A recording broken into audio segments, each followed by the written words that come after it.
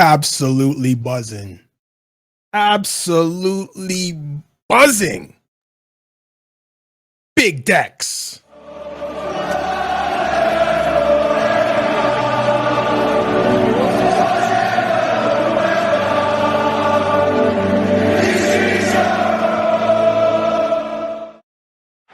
And it goes from Wilshere. It's going to fall here for Alexis Sanchez. What a finish! Fantastic finish by Alexis Sanchez. Welcome to episode 52 of the Clockenders podcast. I'm your host, Reginald Dino. Just finished watching an absolute demolition of the holders of the Champions League. The holders came to North London and left holding three of the most beautiful goals you'll ever see in a Champions League game. Declan Rice, where did that come from?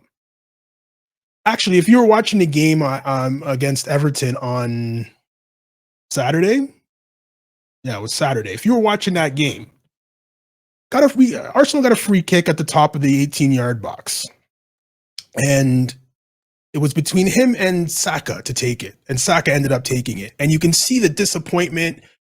Declan Rice did one of these and just turned away and let Saka take it, and he proceeded to drill it into the wall. So I believe this time when they got that free kick in sort of the similar area that last free kick was, there was no way anybody but Declan Rice was taking that free kick. No, not a chance. The first one he hit, what if and even the commentators alluded to this, if you compare that, not compare it to, but Roberto Carlos was in the stands watching the game. If you remember his free kick against France, how it curled so much back in that Barthez didn't even move. That thing was going 5 feet wide. Same type of free kick. If you look at the cameraman behind the camera, he's like almost like behind the net. Sorry, he's almost looking like, oh my god, this thing's gonna hit me, and then just curled back. A beautiful free kick, and then to score a second one. Same side. The first one was beautiful for the curl, but if I have my pick of the free kicks, I'm taking the second one. That thing was side netting with pace. No. Against Courtois, who, by the way, guys, if this wasn't an Arsenal show, he would be the man of the match 2 times over. I actually sat here when he made those saves against, I think, 2 against Moreno. I sat here and I cussed him. I was so sick of him. But guys, what a performance. It's been a while since we've had a show. It's been almost a month, I think, that we haven't done a show. Some news. Andrea Berta has been revealed as the new sporting director at Arsenal. Just hearing what he's about and what he's done and who he's discovered and what he's done in previous teams, it bodes well for me. I think they're going to have a great relationship, him and Arteta. I think he's going to be able to get the players that Arteta wants. I think he might have a wider network than Edu did. Maybe Edu was bigger in maybe South America, Brazil for sure. But I think Berta's going to have his hand in Italy. He's going to have his hand in Germany. I think he has his hand in Spain as well. He was working last with Atletico Madrid. He's built those teams with Diego Simeone to win La Liga, and always go far in Champions League. Like where did they find Lino? Where did they find? He was the guy who brought Griezmann. Where did you find Marcus Llorente? Riquelme? Where did you find those guys? So that's the eye that we're gonna have out there, and these players are fantastic, by the way. So that's a little bit of news. And last weekend I didn't do a show. The Everton game, I was too upset to do a show, and it's not with the play at all. Again, with Arsenal, it's just a lack of consistency with the officiating. I didn't want to come out here and rant again about the officiating, but the officiating was dodgy at best. I need someone to do an independent investigation and look into corruption in the EPL. And I'm being dead serious. As far as referees taking money, betting on games, family members betting on games, whoever they have betting on games, because there's something really, really wrong in that league. And I'm being serious. It's no joke anymore. It's bad. It's very, very, very bad. If you've watched that penalty shot that Miles Lewis Skelly gave up, 99.99999% of the percent of the time, the referee brings that back out. The foul started outside the box. It's a free kick. The foul was outside the box. There was no contact in the box. So how do you call that a penalty shot? There was a game, I think I was watching TFC and Inter Miami, and I think there was a foul in the game where it started outside the box and the guy landed in the box, and it was just like in an EPL game, that's a penalty. Well, against Arsenal, that's a penalty shot. The foul was 2 feet outside the 18-yard box, but he rolled into the box, so now it's a PK. Only if it's against Arsenal. You'll never see that again, by the way. Never. So I didn't want to get into that because it's just another bitch fest about the referees, and they know they're bad. But finally, some pundits came out on the weekend and said there's something really wrong. Ian Wright was one of them. He said the standard of refereeing on TV. He said this: the standard of refereeing in England is poor. Finally, someone said something on TV. Because so many times Michael Oliver and sometimes even Gary Lineker, these guys, they gloss over. They don't want to say anything bad about the referees because the Referee Association has their hand in Sky Sports' pocket as well. Don't think that they don't. So finally, someone came out there and said the refereeing is that's bad.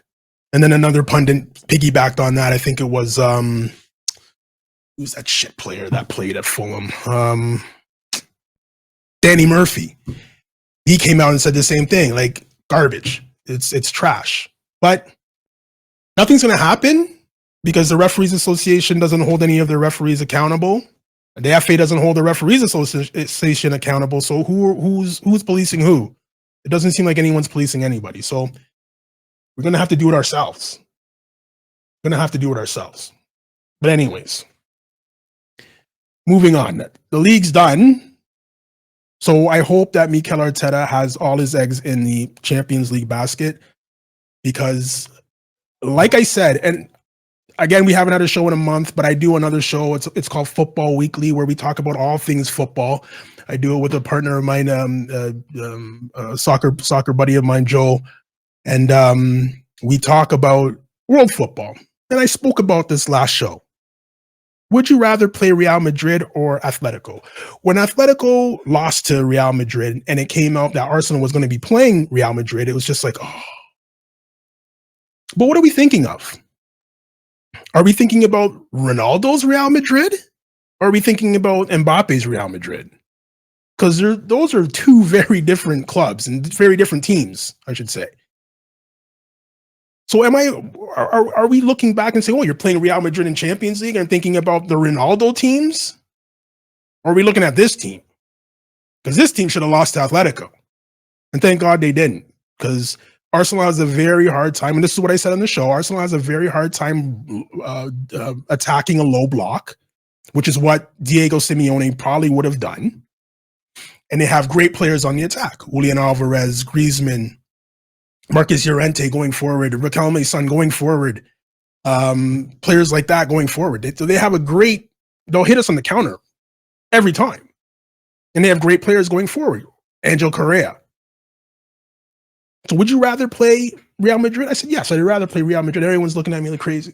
Real Madrid are not going to play in a low block. They're going to go for it. There's going to be so much space on that field that players like Saka, Martinelli, anybody with speed can exploit. And that's what we needed. You don't get that type of performance today with a team playing like Inter Milan would play against us, like they did in the Champions League where there was 85 guys in the box. We wouldn't get those opportunities and we wouldn't look that good. We look like we're the defending holders of the Champions League. Arsenal, that's who looked like they were the defending holders. I'm not going to do player ratings today. Oh, I'm going to bring up something. Stephen McManaman. Like, it's hard for me especially, because I have a mind of my own, it's hard for me to listen to pundits, guys in the know. It's hard for me to listen to them when they say things like Stephen McManaman said. Stephen McManaman was asked to do a combined 11 for this match today. Before the game, he was asked to do a combined 11. So we started in there, Courtois or David Raya. He said he took Courtois. Okay, whatever, fine. I'm not going to go through the whole team, just the ones that stood out to me.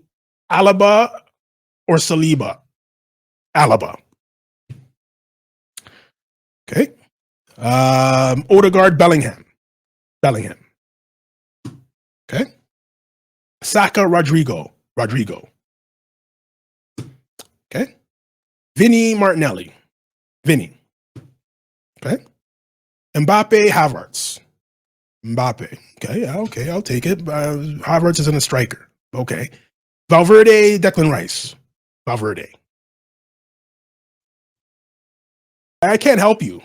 I can't look at your face or listen to you when you're talking and take you seriously anymore. I can't.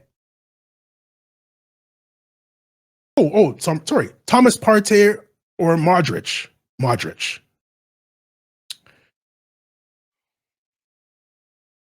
Did Modric play today? Oh, he did. He got booed because he's a former Tottenham player. He got booed a couple of times. I did hear that. And then there was someone else, I think Moreno Camavinga. He took Camavinga. I think the only Arsenal player he took was, who the hell did he take? He took one Arsenal player. I don't even remember who it was. He took Timber. He took Timber over whoever was playing right back. He took Timber. Rudiger, Gabriel, even though Gabriel wasn't playing. Rudiger and Gabriel, he took Rudiger. He took one player from Arsenal. How can I take you seriously? Luka Modric is 142 years old. Was nowhere near the game today. Got on the bus, was the captain, had the armband on, put the jersey on, but that's about the only contribution he made for the game. Awful performance. So how am I supposed to look at guys like Steve McManaman and Jamie Carragher and these guys and actually listen to what they're saying and take it seriously? It's a joke out there. Now, if they're doing it to get clicks and views and clicks because Arsenal are a gigantic club, and if they do this Arsenal, everybody will come out of the woodwork and they'll get views and clicks and comments and this and that, and that's what they're trying to do with their social media, okay, I get it. But if you honestly think this, you're an idiot. End of. It'd be nice to hear what his combined 11 for the next game will be after this performance tonight. Guys, I'm not going to do player ratings tonight. Everybody on that Arsenal team gets a 10. The subs get a 10. Kieran Tierney out there working hard. He gets a 10. Mikel Arteta, he gets a 10. Whatever he said in the dressing room at halftime, bottle that. And another great thing about a performance like that is and Andrea Berta is probably sitting there like this. That atmosphere, I watched it 5 hours away by plane. I don't even 18 days by boat, whatever it is. I watched that game here and I could feel the atmosphere through the TV and through the surround sound. I felt like I was at the Emirates and it was loud. So one thing that bodes well for guys like Andrea Berta who are coming in trying to recruit to Arsenal is like, look at the Champions League nights at the Emirates.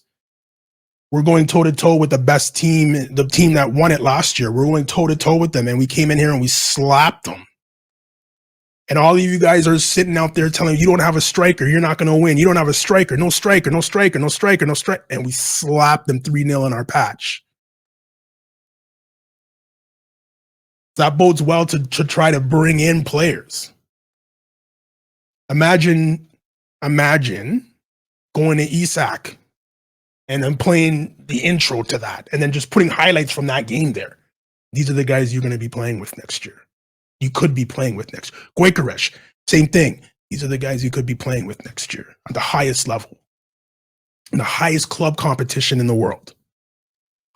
Šeško. Not really big on Šeško. Nah, maybe I've cooled a little bit on Vlahovic as well. I think if you're going to go out to get a striker, you're going to go all in for Isak, which I've said before. You go all in on Isak and then fill in the positions underneath him. Or if you don't get Isak, you get Gyökeres and you get Cunha from Wolves. Get those two. But they're sitting at home, 100%. They're sitting at home watching this game, saying,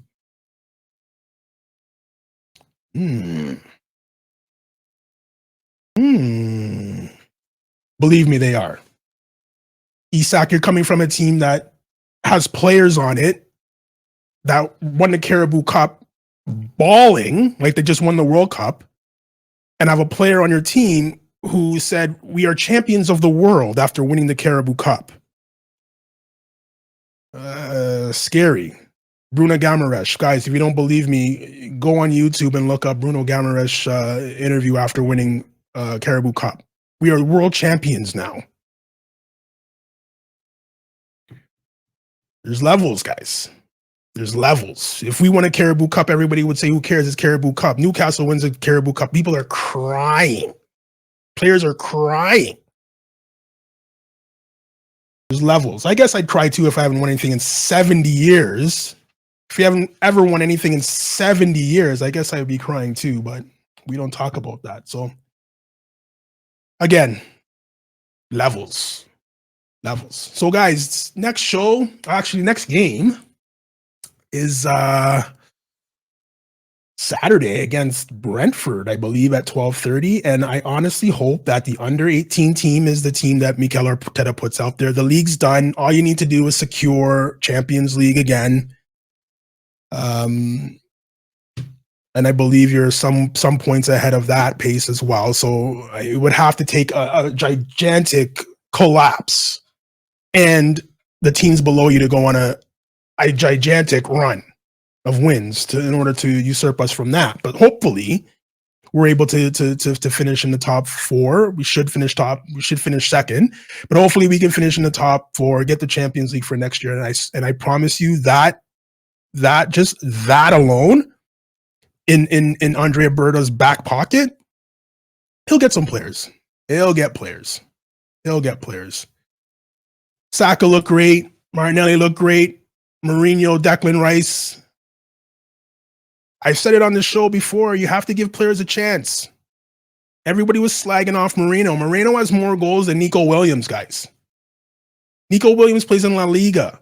Mourinho plays in the EPL, a much harder league to get accustomed to adapt to.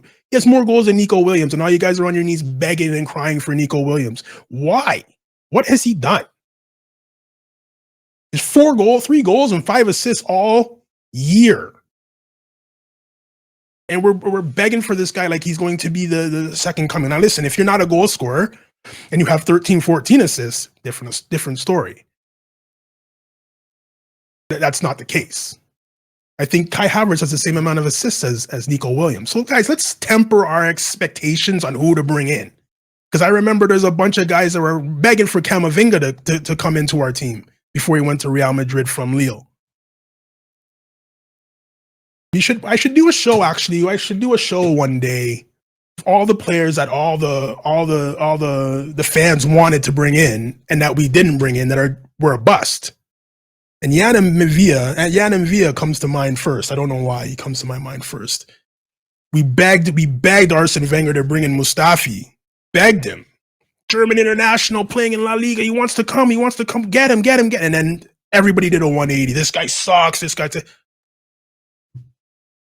I remember everybody wanting Mustafi. I remember. So be careful of who you want in the transfer window. It's not all it's cracked up to be. You guys go out and you guys. If I'm going out in the transfer window myself personally, I start in the league that I play in. I'm starting in the EPL. If you're performing in the EPL, you'll perform on my team in my system. Gyökeres has scored 43 goals in 43 games. It'll never translate over to the EPL. It'll never translate over to the EPL. Never, never, never. He's not going to score 38 and 38. He's not going to do that. Or the odds are very low that he would do that. I shouldn't say never. The odds are very low that he would do that. So what's the number that he would bring in? I don't know. First year, 12, 15. Is that good enough?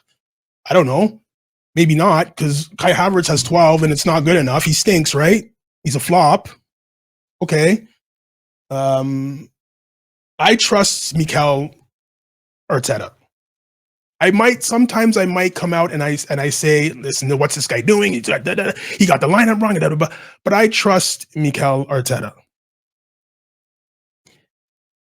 All the rival fans make fun of Mikel Arteta. Oh, he's been there for 5 years, only one FA Cup. Jurgen Klopp took some time to get going too, guys. It's been 5 seasons. He's taken us from finishing 8th, to back-to-back second places, to the most memorable Champions League night in the history of the club. In recent years, I should say, because there was another time where Arsenal beat Real Madrid to go to the Champions League final. They beat them in the semis to take on Barcelona, and we got robbed that game. Anyways, I'm not gonna bring that back up. But I trust Mikel Arteta. If he says Mikel Mourinho is somebody that we need, okay. Zubamendi, someone we need, okay. I'm gonna choose Gyökeres and Cunha over Isak, okay. I'm going to play Kiwior. Okay. I want Kiwior to do well so badly because I know he's a great defender. Polish international. I know he's a great defender. When we're linked with players, I don't go to YouTube and watch highlights, because what are highlights going to show you? It's going to show you their best moments. I go and watch the games. He was playing for Spezia at the time. I can watch Serie A, no problem. And I watched him. He's a great defender. But he can't play one game and then not play another game for 5 more games, and then come in for 15 minutes and then sit for 2 months and then come in and play. He's got to run a games under his belt right now. And I was sitting there today and I was like, Jakub Kiwior against Mbappe? If that ever gets one-on-one, oh my God, what are we going to do? He held his own today. Him and Saliba were great. And I don't know if that's the Konate effect, which I like to call the Konate effect, because Virgil van Dijk is awful. Sorry, I shouldn't say awful. It's not as good as everyone says he is. Believe me, he's not. And he looks good because Konate is there to sweep up all his garbage. But I don't know if that's the Saliba effect, who can make anybody look good playing beside him. I don't think that's the case with Gabriel. I think they're both independent and they're great players, but I think just his calmness and his ability to recover, I think that gives more confidence to players like Kiwior, who might be nervous. I'd be nervous. I played Everton last week. Okay, we drew. I played okay. I played better than okay, actually, against Everton. And then now you're throwing me in a Champions League game on a Tuesday night at home against Real Madrid, against Mbappe and Vinny and Rodrigo, according to Stephen McManaman, the best players ever to touch grass. Oh my God. I thought he held his own tonight. David Raya played well. Timber, amazing. Just hope he's good to go, because he looks like he got a knock on the ankle. I thought he made the substitution sign, but I guess he didn't. He played well. Miles Skelly. Champions League against Real Madrid. Set up the Moreno goal, and I think got fouled, or it might have been Saka who got fouled for one of the free. Actually, you know what? I think it was Miles Skelly who got fouled for one of the goals, one of the free kicks Declan Rice took. But he was definitely involved in a goal that Courtois made a double save, if not a triple save. I think Alaba helped the ball stay out of the net too. Guys, listen, honestly, it could have been 5 or 6 tonight if it wasn't for Courtois.